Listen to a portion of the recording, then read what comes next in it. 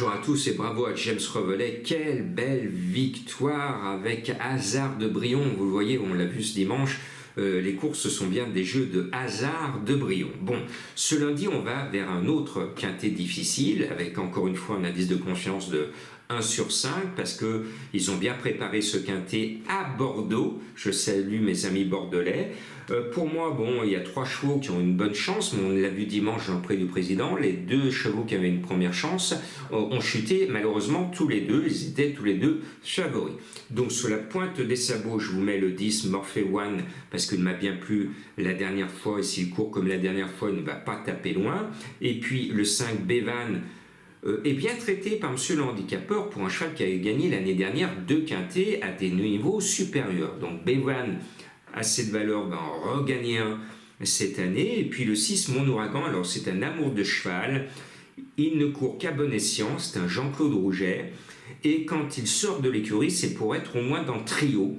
Donc encore une fois, comme à sa bonne habitude, à mon sens, Mon Ouragan va souffler encore une fois sur Bordeaux et venir prendre l'une des 3 premières places. À cette valeur, il pourrait même cette année gagner un quintet. Figurez-vous qu'à son grand âge, il n'a pas encore disputé un quintet de sa carrière. C'est très rare à l'âge de 8 ans. Bon, Mon Ouragan, je l'aime bien. J'aime bien les noms assez amusants. Et puis en bas de tableau, j'avais remarqué dans les quintets, j'espère vous aussi, à Nicolaj, l'année dernière, où il court 2 fois très proprement dans des lots supérieurs, et là il se retrouve en bas de tableau, ce 16, avec une dame qui l'entraîne et la cravache d'or des femmes Marie Vélon sur le dos, annoncée à 22 contre 1. Ben moi j'adore la réussite et la façon de monter de Marie Vélon. Elle a un grand talent, elle va faire une grande année, et je me dis, allez Marie, j'y crois, on peut la jouer. Alors c'est risqué, mais pourquoi pas. Et puis le 11 Paco,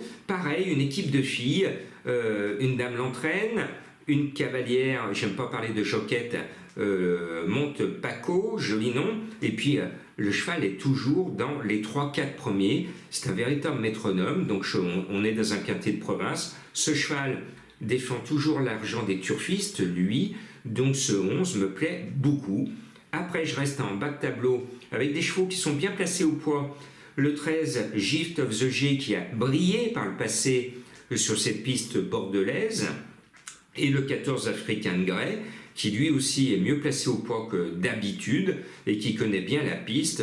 L'entraîneur Pied de Noël, on l'aime bien.